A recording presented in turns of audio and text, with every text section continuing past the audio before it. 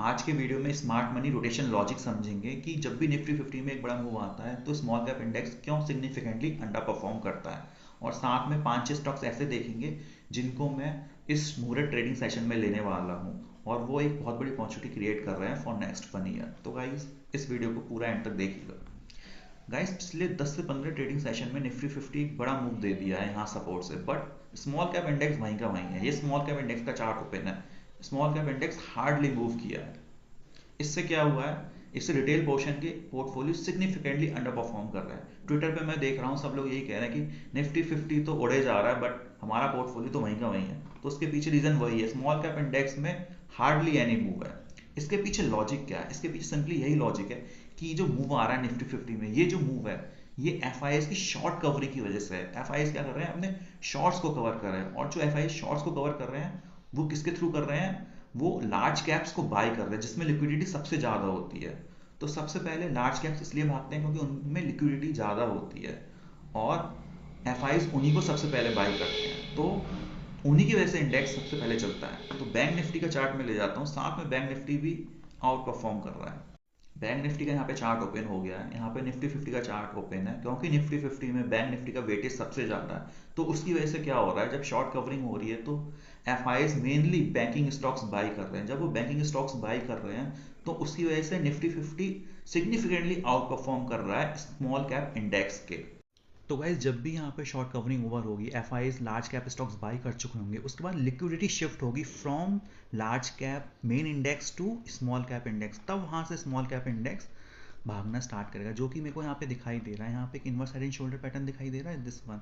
मैं इसको आवली चार्ट पे ले चलता हूँ तो और क्लियर समझ में आएगा। दिस वन आवली चार्ट पे बहुत क्लियर है, ये एक बड़े मूव की तैयारी कर रहा है स्मॉल कैप इंडेक्स। जब भी यहाँ से लिक्विडिटी शिफ्ट होगी निफ्टी 50 से इधर की तरफ, स्मॉल कैप इंडेक्स की तरफ, तब ये यहाँ से चलना स्टार्ट करेगा। ये नेक लाइन जोन बन चुकी है, यहाँ से ब्रेकआउट की पूरी तैयारी कर रहा है। इसके लिए मैंने 5-6 स्टॉक्स ऐसे आइडेंटिफाई किए हुए हैं जो इस स्मॉल कैप इंडेक्स को लीड कर सकते हैं। वो 5-6 स्टॉक्स एकदम चार्ट पे सुपर स्ट्रेंथ शो कर रहे हैं और एकदम हॉटेस्ट सेक्टर से बिलोंग करते हैं। चलो उनकी एनालिसिस करते हैं वन बाई वन। अनंत राज का डेली टाइम फ्रेम पे चार्ट ओपन किया हुआ है। दिस फरवरी स्टॉक में काफ़ी करेक्शन देखने को मिला था। यहाँ पे एक गैप जोन क्रिएट हो चुकी है, गैप डाउन ओपनिंग दिखाई दे रही है और यहाँ से एक बिग फॉल आया था। तो ये क्या हो जाएगा, रेजिस्टेंस जोन हो जाएगी। इसको अगर हम मार्क कर ले तो साफ दिखाई दे रहा है कि इस बिग सप्लाई पॉइंट को यहाँ पे कट कर चुका है अनंत राज कुछ दिन पहले। और वॉल्यूम्स देख रहे हो कितने ज़्यादा वॉल्यूम्स हैं। इतने वॉल्यूम्स मेरे को कभी भी दिखाई नहीं दिए हैं इस स्टॉक में। प्रीवियस हिस्ट्री देखेंगे तो लास्ट लास्ट 2-3 सालों में मेरे को इतने वॉल्यूम दिखाई नहीं दिए हैं। सिंपली रीज़न इसका यही है क्योंकि ये स्टॉक एक इमर्जिंग थीम से बिलोंग करता है, डेटा सेंटर की। जो डेटा सेंटर बनेंगे इंडिया में उसके पीछे जो पूरा इंफ्रास्ट्रक्चर है, उस इंफ्रास्ट्रक्चर को ले करने के लिए इसने एक बिग एम्बिशन प्लान लिया हुआ है अनंत राज ने। तो वही जो थीम है उसी को प्ले करने के लिए इसमें इतने वॉल्यूम्स बहुत ज़्यादा है। तो उसमें साफ दिखाई दे रहा है कि यहाँ पे जो रेजिस्टेंस जोन था यहाँ पे क्लियरली ये अभी रिसेंट में यहाँ पे सपोर्ट लिया और साथ में ये क्या है, 50 डेमा भी है। तो सबसे इंपॉर्टेंट यही होता है मल्टी बैगर स्टॉक्स को कैसे आइडेंटिफाई करेंगे।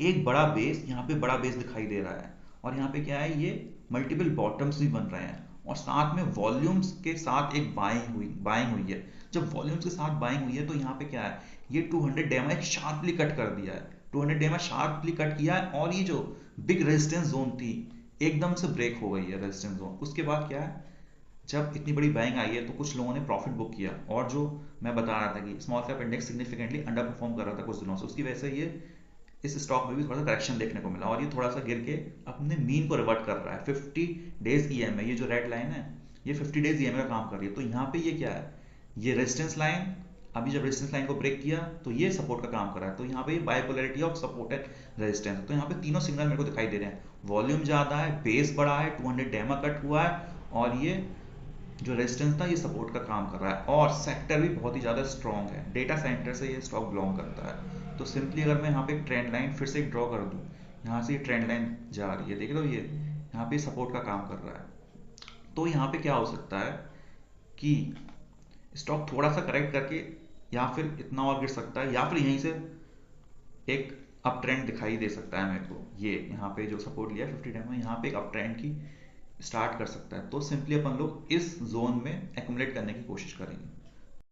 नेक्स्ट इज सिरमा एसजीएस। सिरमा एसजीएस भी कुछ दिनों से अंडर परफॉर्म कर रहा है। ये देख रहे हो 5-6 कैंडल, फाइनली 50 डेज ईएमए पे सपोर्ट लिया। द सेम रीजन कि small cap and mid cap index under perform कर रहे हैं, बट पिछले 5-6 महीनों से देखेंगे तो ये स्टॉक काफ़ी आउट परफॉर्म किया है। द सेम रीजन, ये स्टॉक एक हॉटेस्ट सेक्टर से बिलोंग करता है, सेमीकंडक्टर इंडस्ट्री से, और इसके मैनेजमेंट ने 70 to 80% की रिवेन्यू ग्रोथ का प्रोजेक्शन दिया है आने वाले 2 से 3 सालों में। तो अपन लोग ऐसे ही स्टॉक को एक्यूमुलेट करने की कोशिश करेंगे एट की सपोर्ट लेवल्स। तो यहाँ पे मेरे को साफ दिखाई दे रहा है 50 डेज ईएमए पे सपोर्ट ले रहा है। यहाँ भी देखो 50 डेज ईएमए पे सपोर्ट लिया है। अगर हम ट्रेंड लाइन को ड्रॉ करें तो यहाँ से एक बड़ी डिमांड आई है इस पोर्शन से, तो ये क्या हो जाएगी, ये ट्रेंड लाइन हो जाएगी। यहाँ पे देखो सिग्निफिकेंटली यहाँ पे डिमांड आई, यहाँ पे वॉल्यूम ज़्यादा है, यहाँ भी देखो कितनी अच्छी डिमांड आई है। तो ये ट्रेंड लाइन हो जाएगी, मेजर ट्रेंड लाइन, जिसपे स्टॉक सपोर्ट लेगा।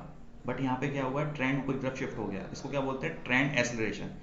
यहाँ पे 50 डेज ईएमए पे सपोर्ट लेके देखो, यहाँ भी 50 डेज ईएमए पे सपोर्ट लिया। अब ये 50 डेज ईएमए को कट करके नीचे भी आ सकता है, तो इसको क्या बोलेंगे, इसको mean reversion on long term support trend line. अगर इसको कट करके नीचे आता है तो यहाँ पे इवेंचुअली ये सपोर्ट लेगा। तो अपन लोग क्या करेंगे, इस पोर्शन में एक्यूमुलेट करने की कोशिश करेंगे। मतलब 2-3 ट्रेंचेस में बाई करेंगे। पहला ट्रेंच यहाँ पे एक्यूमुलेट कर लेंगे, दूसरा ट्रेंच यहाँ पे एक्यूमुलेट कर लेंगे। तो ऐसे स्ट्रैटेजी होती है। हम पोर्शन में बाई करते हैं किसी भी स्टॉक को, एक साथ बाई नहीं करें, पोजिशनल।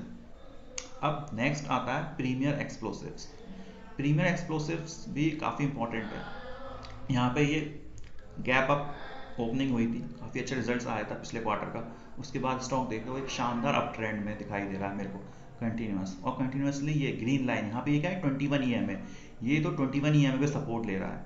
ये this blue line is 9 EMA और दिस इज 21 ईएमए। तो 21 ईएमए पे कंटिन्यूसली सपोर्ट ले रहा है स्टॉक, और एक अप ट्रेंड में है ये गैप फॉर्मेशन के बाद। और वॉल्यूम्स देख रहे हो कितने ज़्यादा वॉल्यूम्स हैं, और साथ में स्टॉक एक हॉटेस्ट सेक्टर से बिलोंग करता है, डिफेंस सेक्टर से, और इसकी ऑर्डर भी काफ़ी स्ट्रॉन्ग दिखाई दे रही है। और यहाँ पे देख रहे हो ये जो रेजिस्टेंस लाइन है इसको कट कर चुका है, और यहाँ पे इसने रीटेस्ट किया है इस रेजिस्टेंस लाइन को, जो कि अब सपोर्ट का काम कर रही है।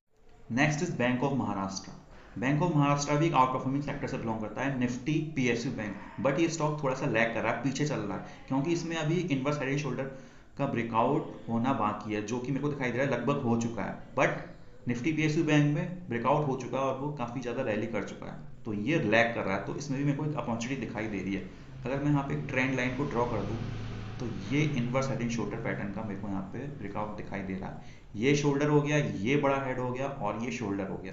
एक चीज और दिखाई थी, इस बड़े inverse head and shoulder pattern में एक और छोटा inverse head and shoulder pattern दिखाई दे रहा है, दिस वन, दिस, और इसका ब्रेकआउट हो चुका है बॉस। ये देख रहे हो यहाँ पे रिजल्ट आया है इसका, एक बड़ी कैंडल बनी है, बट यहाँ पे क्योंकि एक बड़ा हेड एंड शोल्डर था इनवर्स, तो यहाँ पे इसको कट नहीं किया उसने, और ये फाइनली यहाँ पे सारे एक्सपोनेंशियल मूविंग एवरेज के ऊपर टिक गया है स्टॉक, और फाइनली ब्रेकआउट देने की कोशिश कर रहा है विद हैवी वॉल्यूम्स।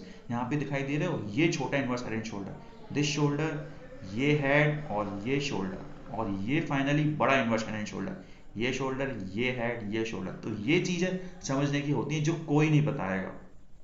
यहाँ पे ये ब्रेकआउट देने के बाद ये अप ट्रेंड जर्नी स्टार्ट करेगा।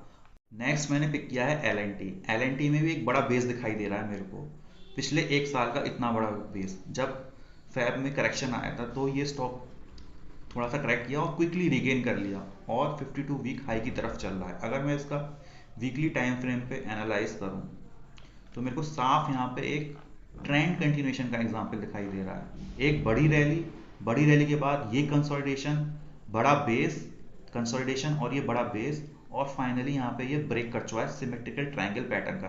ये देख रहे हो ये लोस ऊपर की तरफ शिफ्ट हो रहे हैं, और ये फाइनली ब्रेक करके एक नई जर्नी स्टार्ट करने वाला है। डेली टाइम फ्रेम पे एक बार और मैं दिखा देता हूँ, साफ यहाँ पे ये सिमेट्रिकल ट्रायंगल पैटर्न का ब्रेकआउट, और स्टॉक अपने सारे एक्सपोनेंशियल मूविंग एवरेज के ऊपर चल रहा है, और वॉल्यूम्स भी साफ मेरे को ज़्यादा दिखाई दे रहे हैं। Next last 6 one is Hindalco, जिसको मैं यहाँ पे ऐड ऑन करना चाहूंगा। ये कमोडिटी सुपर साइकिल से बिलोंग करता है और निफ्टी 50 का मेजर कंस्टिट्यूएंट भी है। यहाँ पे क्लियरली दिखाई दे रहा है कि लास्ट ईयर अक्टूबर जो सप्लाई पॉइंट था यहाँ पे ब्रेक करके एक हेल्दी अप ट्रेंड की शुरुआत कर चुका है। वैसे भी ये स्टॉक अप ट्रेंड में है कंटिन्यूसली, तो ये ट्रेंड कंटिन्यूएशन का भी एक एग्जाम्पल है, और स्टॉक में सारे एक्सपोनेंशियल मूविंग एवरेज के ऊपर है। वॉल्यूम भी मेरे को ज़्यादा दिखाई दे रहे हैं, और ये यहाँ पे मेरे को एक बड़ा बेस भी दिखाई दे रहा है, दिस वन, कितना बड़ा बेस है।